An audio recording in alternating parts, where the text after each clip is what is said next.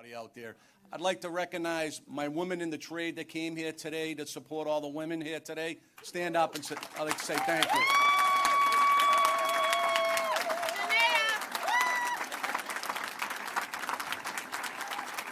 Thank you for taking time out of your day to come here today. We appreciate it. My name is Bob Butler, and I'm president of the Sheet Metal Workers Local 17, founded in 1896, today representing more than 2,700 skilled and licensed workers throughout Massachusetts, Maine, New Hampshire, and Rhode Island. It's my honor to welcome you all here today, leaders in government, leaders in labor, and leaders in business, including our contractors and our partners. We are proud to be part of the Northeast Regional Council of International Association of Sheet Metal, Air, Rail, and Transportation Workers, one of North America's most dynamic and diverse unions with over 230,000 members across this country. We stand together as mostly highly trained professionals in the industry, bringing the top safety standards, quality to any project. We fight for quality of life for our members and provide the highest level of construction excellence available anywhere. We also serve as a reliable partner to responsible contractors, communities in the Commonwealth of Massachusetts. Last month here at Local 17 Apprenticeship Program, we hosted a meeting of Mass Hire State Workforce Board, a group of cross-sector workforce leaders convened by Secretary of Labor and Workforce Development, Lauren Jones. So thank you, Lauren. An important priority that we share with all leaders here today, expanding access to great union careers for women, historically unrepresented minorities. Right? That's what we do every day in, day out, all the unions, part of the building trades. We seek out and welcome, support diverse apprentices to learn the trade and join our union. We are proud to be a partner of the groundbreaking Building Pathways. You guys all know that. Yes, thank you. You'll hear from one of them today. We go out and we search at Building Pathways, unrepresented workers for union apprenticeship programs, day in and day out. We are honored today to welcome to our training center leaders from across government and labor movement who champion this work, including Secretary of Commerce, Gina Raimondo. Thank you, Gina. You know, I go back when Gina was treasurer. I was a business agent down in Rhode Island, and she was known as the building trades governor in Rhode Island, right? Well, absolutely, Stevie. And we have our building trades governor standing right to the right of me, so we want to thank her as well. And the Mass AFL-CIO president, Chrissy Lynch, behind me, and the state leaders who are here today. It's my honor now to introduce one of the best governors around. In 8 years as Attorney General, Maura Healey made workers' rights a priority of the office, teaming up with labor to crack down on abusive employees and prosecute wage theft. Every day, that's what she did in that office, and we appreciate it, believe you me. In 2022, she became the first woman elected to the governor of Massachusetts, immediately established herself as one of the nation's most effective champions for working families, day in and day out. In less than 2 years in office, she has put the most generous child tax credit and child care subsidies in the country. In the country, think about that, guys, all right? Free meals for every child in public school, free meals. Think about that, to struggling workers in the field, working class people. Think about that. A historic housing bond bill to bring down cost, and most recently, an economic development bill that enshrines supports for PLA's agreements in the state of Massachusetts. Think about that.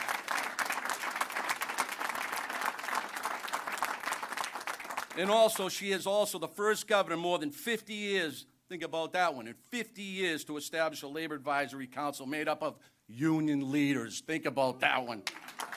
That's unbelievable. In which she announced that at the Mass Building Trades, I believe down the Cape or somewhere where we were at, but thank you for that this past March. So I'm pleased to welcome my friend, the proud daughter of a union member and the 73rd governor of the Commonwealth of Massachusetts, Maura Healey. Thank you.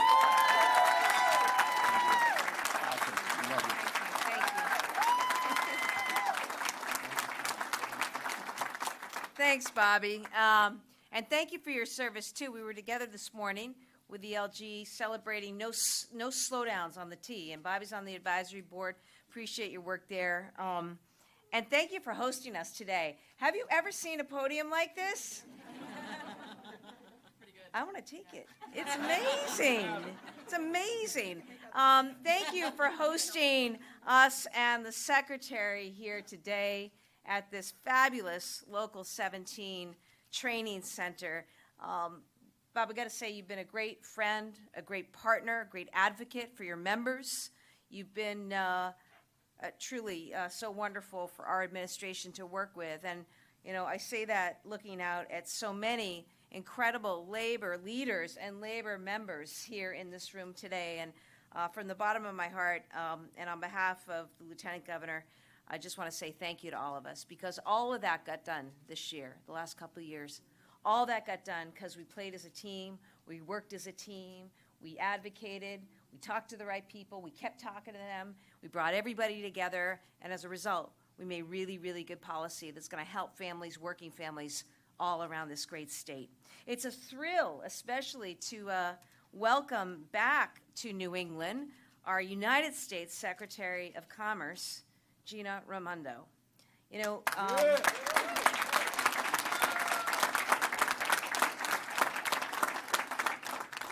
this is not Secretary Raimondo's first trip this year even to Massachusetts. Earlier, she was with us at Local 103, where we were talking about and celebrating union apprenticeships. And she has been a champion for labor and working people well before her time as governor of Rhode Island, as treasurer, and certainly as Secretary of Commerce. You know, just in her 4 years alone, she's overseen the creation of 16 million jobs.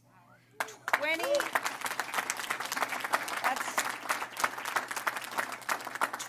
million new business applications in just 4 years, sparking the return of great, not just good, great blue-collar jobs in manufacturing and construction. She's also been a leader who has prioritized fairness and equity. That's what that roundtable was about back at 103. The Secretary was making childcare a priority in the trades, and that's about equity in our economy, and I really appreciate her focus in particular on the construction industry. She's making sure that hundreds of billions of dollars that are going towards infrastructure, microchip production, and clean energy are helping everyone, not just some, but everybody have access to these great jobs. This is important work, and it's and I just want to again, let's give she's a Patriots fan too. Just forget that, all right? Even though this is a tough time right now, we're thrilled to have her back. The Lieutenant Governor, Kim Driscoll, you may know this, is part of a building trades family through her husband, Nick, a bricklayer. We have our Secretary of Labor and Workforce Development, who has just been doing a fantastic job since she hit the ground and has been running every day, working to connect opportunity to people in our state, and that's Lauren Jones. Our Secretary of Energy and Environmental Affairs, Rebecca Tepper, who's focused on putting those great Inflation Reduction Act dollars to work and creating great jobs. Commissioner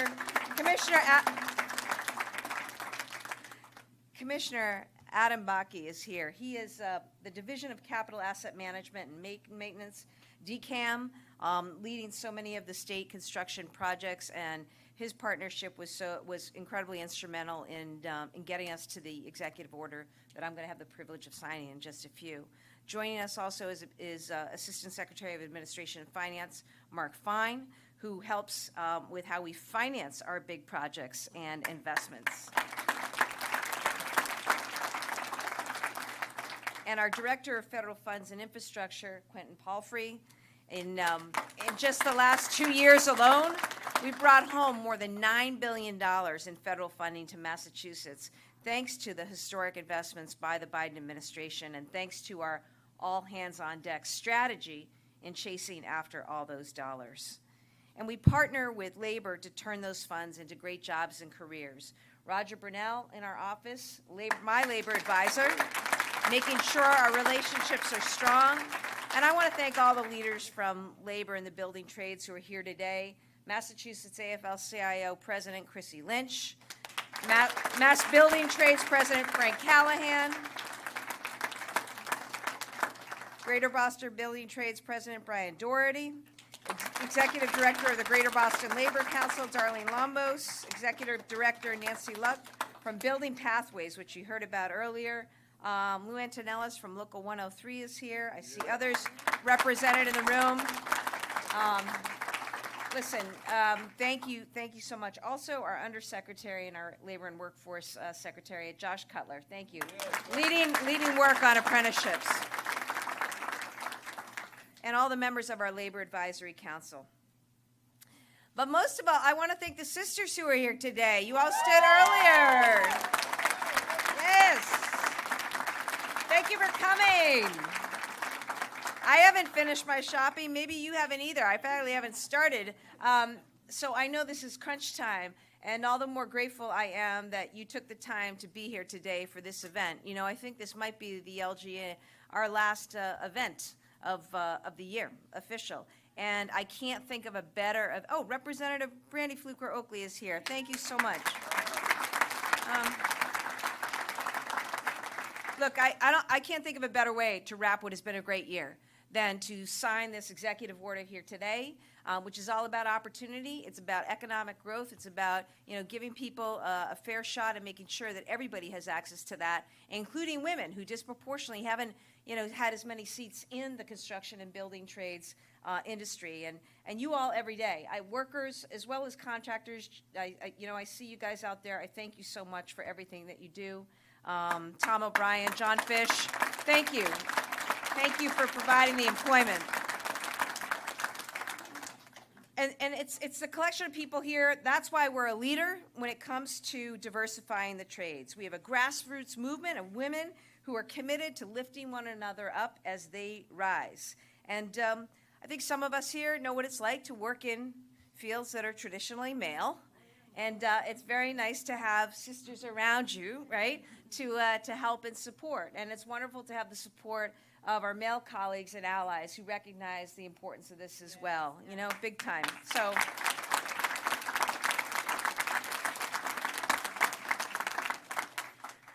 we shouldn't have to fight. No one should have to fight to get into an industry, because every industry needs people right now. Every industry benefits from people. We have a lot more work to do in our economy. I want you to know we're investing in workers, and we also know that equity adds value. It not only brings fairness to the economy, it brings more talent to the table. And we just had the pleasure of visiting the trainees in the room over there, and it's pretty impressive to see what they're learning and what they're doing. I'll talk a minute about PLAs, because that's something that we made intentional in our economic development bill, transformational economic development bill that we just signed a week ago. Yeah. In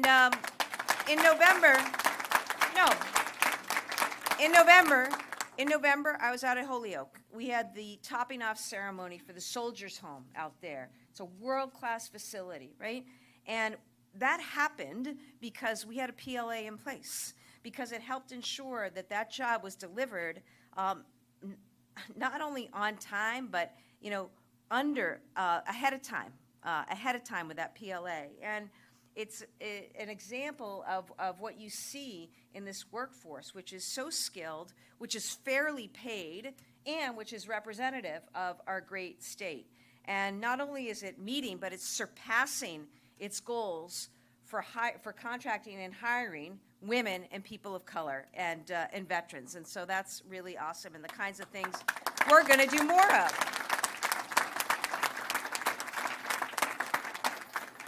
So here's what we're going to be doing, okay? I'm going to sign an executive order, which is always fun. Sign the executive order, last one of the year probably. It's an order that directs our state agencies that whenever they're going to award a construction contract, that they're going to do it in a way that we know creates better access to jobs for women and minorities. This means using apprenticeship programs like the one here at Local 17, which support women and people of color. It means using strong safety and anti-harassment training programs, so we have a workplace culture that makes people want to actually stick around. And it means providing supportive services such as childcare which we know is so important for every parent, but especially moms in this industry. It also is going to direct agencies to collect and report data on workforce demographics and what our contractors are doing. And it establishes a committee to actually coordinate all the work between and among state agencies on these issues. So we're signing this today because we're serious about it. And that's why we're putting it in an executive order. We're going to keep track of things. We're also going to help because starting in February, DCAM is establishing the first ever Access and Opportunity Committee on new projects. So any project that is going to be, that's over $35 million is going to be monitored and is going to be going through that committee. And all projects over $10 million will be invited into this program as well. These things are going to keep Massachusetts a leader in workforce equity, and we're going to get even more great skilled workers into the trades. And it will also ensure that our public projects continue to be done well and done on time. It is now my pleasure to announce a member of this great union, Local 17, and a leader in this movement, Shamea Turner, who joined the union construction industry back in 2012. She started as a Local 17 sheet metal worker after graduating from Building Pathways, and now she's a leader in this field. She's the secretary for the SMART International Union Women's Committee, a trustee on the SMART Recruitment and Retention Council, and the business development representative for the Northeast Regional Council of SMART. Shamea, the podium is yours.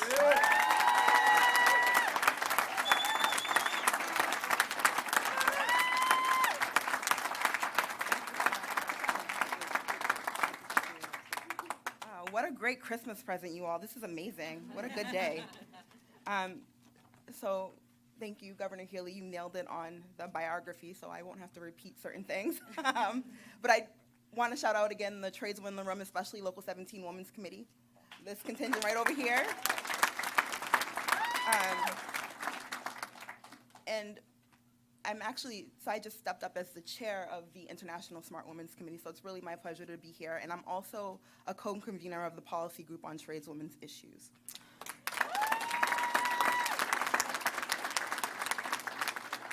So in 2008, at the height of the recession, I was barely living paycheck to paycheck, working in the food service industry. I knew I wanted to work in construction and that I wanted to work with my hands, but I had no idea how to enter the field. At the time, the only people in the trades that I knew were men, and usually their advice was to apply for an office job. Little did I know that around the same time, the Policy Group on Tradeswomen's Issues, or PGTI, was just being established with the express purpose of tackling the barriers and biases that keep women and other underrepresented groups from good union jobs and life-sustaining careers. It is because of the wisdom and solidarity of people like Susan Moyer, Liz Skidmore, Mary Vogel, Brian Doherty, and Marty Walsh that I was able to finally fulfill my dream by graduating from the Building Pathways Pre-Apprenticeship Program and becoming a first-year sheet metal apprentice in 2012. Also in 2012, in the Sheet Metal Workers Union, there were about 5 women. And I want to give thanks to those trailblazers, such as Joyce Hayward, who is now retired with more than 40 years under her belt as a Local 17 member. She was never, yeah, absolutely. She was never shy about making her voice heard, even though she was one of only, oftentimes. And because of the collective work of trailblazers like her and the force of PGTI, I am proud to say that we have around 80 women represented by the Northeast Regional Council of Sheet Metal Workers today, and locally about 60 women, which is a far cry from 5.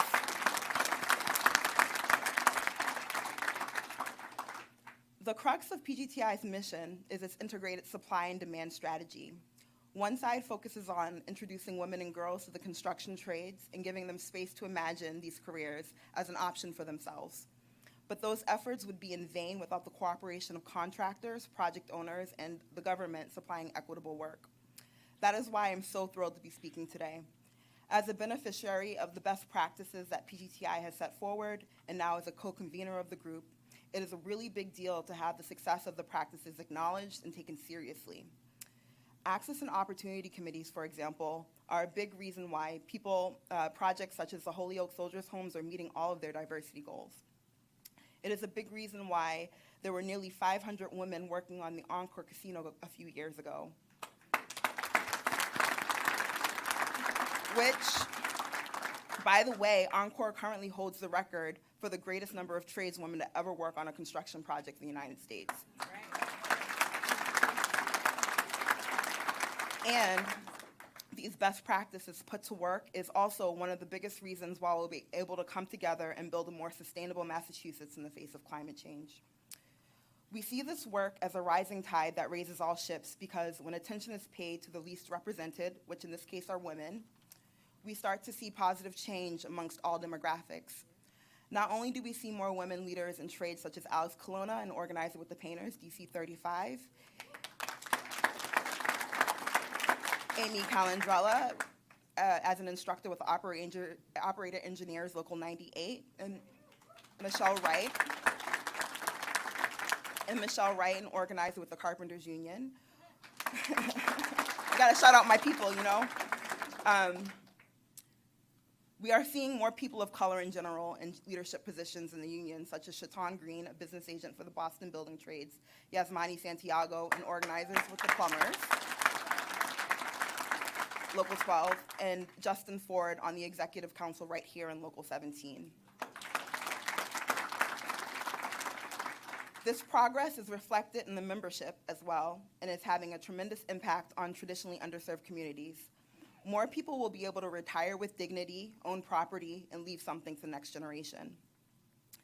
And I have to say that I'm really proud to live in this state and be represented by Governor Maura Healey.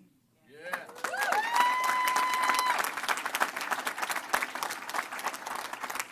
In a time in this country when women must fight for basic rights such as bodily autonomy, here in Massachusetts, we are taking a stand for women and other minority groups to have agency everywhere, including their work. We, meaning women, people of color, and all underrepresented groups, are also part of the working class, and we deserve access to life-sustaining careers and for our voices to be heard in every corner of society.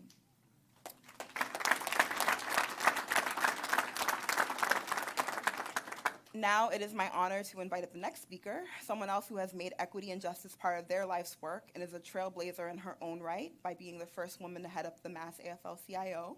And she's also someone who I consider a mentor. Where is she? Right behind you. Please welcome President Chrissy Lynch.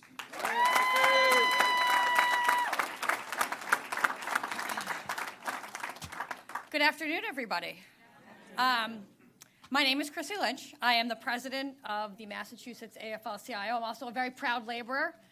The Massachusetts AFL-CIO represents over 800 local unions across the state and 500,000 members. Construction workers make up 75,000 of those members. And we are proud to be the most inclusive and the best trained construction workforce available in the state of Massachusetts. And we're very proud of the work that our unions are doing to double down on our DEI efforts to ensure that women and people of color have access to these family-sustaining, life-changing careers offered by our building trades unions. I want to thank Bob and Shamia and Local 17 for hosting, and for all the leaders in the room. I look out right now and I see Shamia mentioned some, the governor mentioned some, Renee Dozier, yes. Right? Like, we have got so many. Amy came out from Western Mass. I mean, I am really heartened by all of the women leaders, not just from Local 17, but from our local unions all over the state who have come out here today, because this is a really important event. And I don't think we need to tell any of them or me, a woman can do any job that a man can do. Look at this administration. At one point, not too long ago, these were all men's jobs, right? So thank you to your administration for paving the path for women. The partnership this administration has shown to the labor movement, particularly the building trades union, has really, it's not like anything I've seen before. They are teaming with us and our contractor partners to ensure that development in Massachusetts is responsible, that it supports the people in the communities where projects are being built, Of course, it was noted earlier, project labor agreements are the best practice for ensuring that public construction projects have strong diversity, equity, and inclusion standards, and we thank this administration again for your strong support of PLAs. This executive order builds off of that to keep supporting construction careers that reflect all of our communities in Massachusetts. This executive order will help agencies understand what workforce participation goals they need to comply with. It will help project stakeholders become aware of contractors' past compliance with these requirements.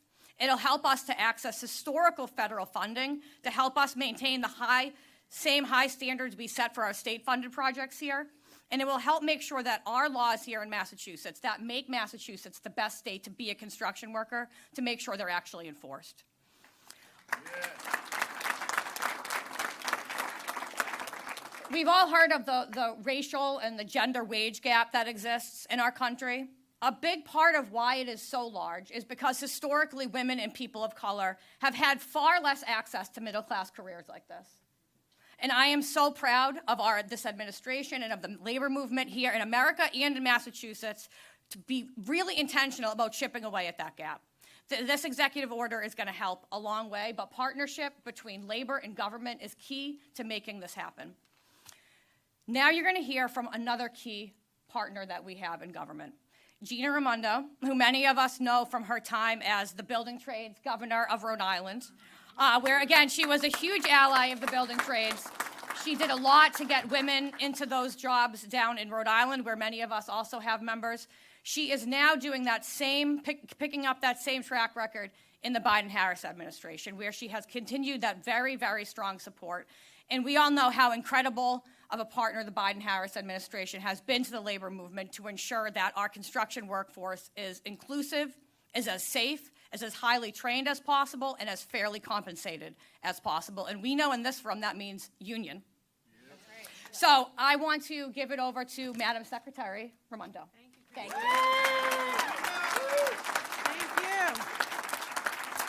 Thank you, Chrissy. Thank you, Chrissy, and thank you to Bob and the Sheet Metal Workers Local 17 for welcoming us here today.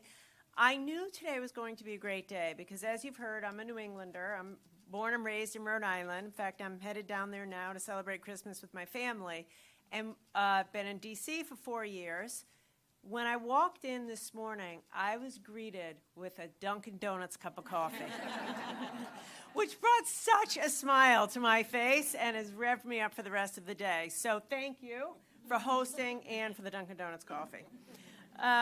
Thank you to your great governor and lieutenant governor. Thank you. Yes, give it up for the governor.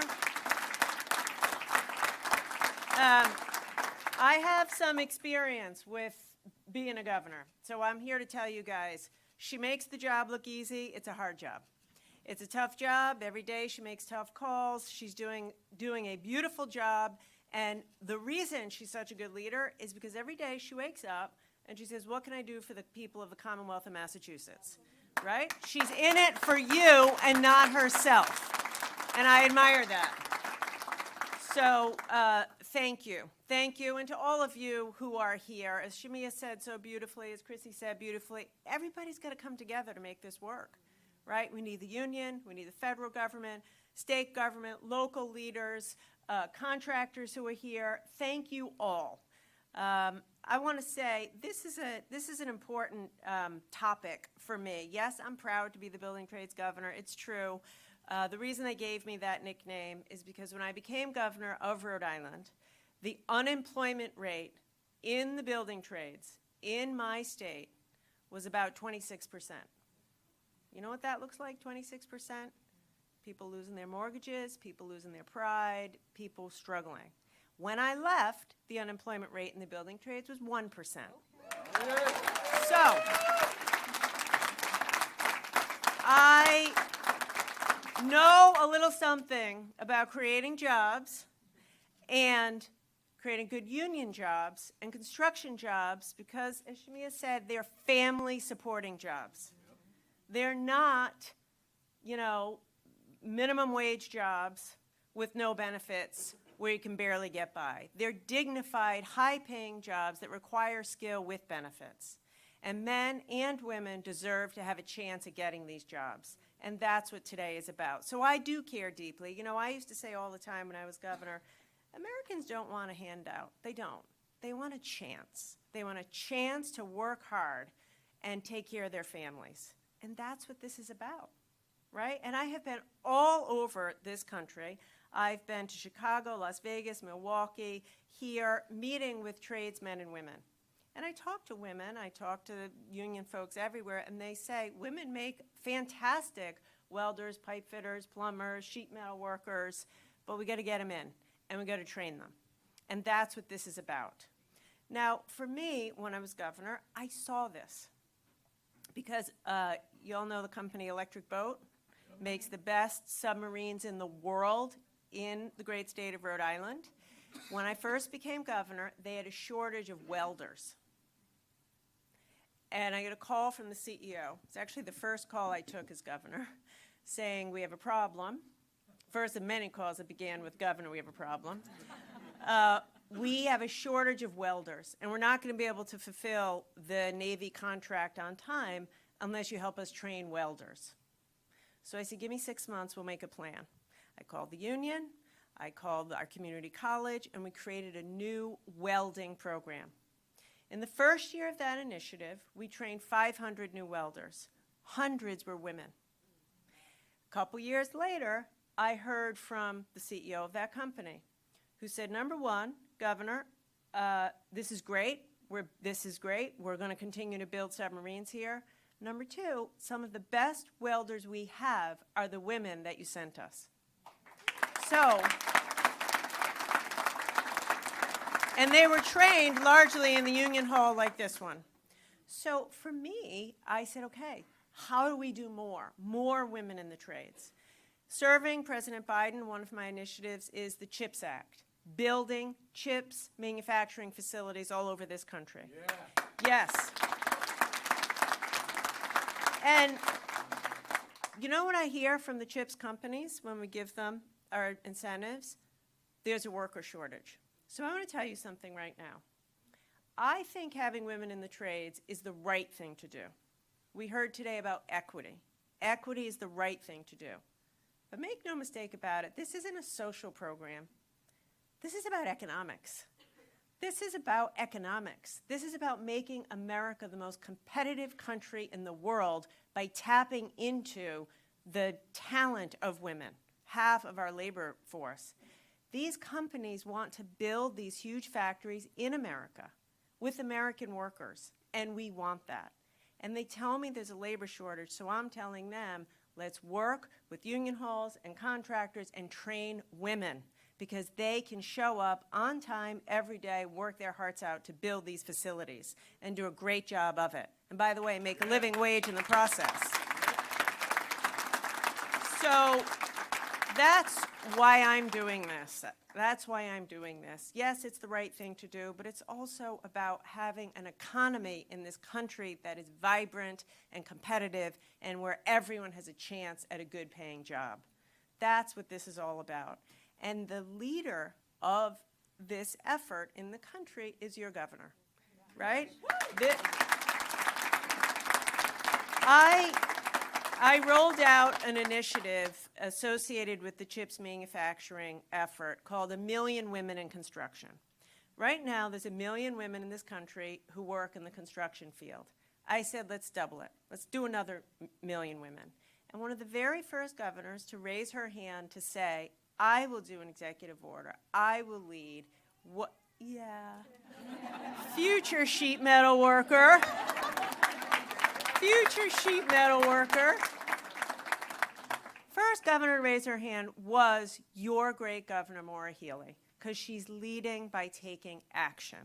So I am here to tell you I'm proud of you and to tell all of you, under President Biden's leadership, we are going to continue to fuel a massive amount of manufacturing, construction, infrastructure construction. Let's make sure that goes to union, but also that it goes to men and women and people who are trained for the job, which will make America stronger and our economy that much more vibrant. So thank you.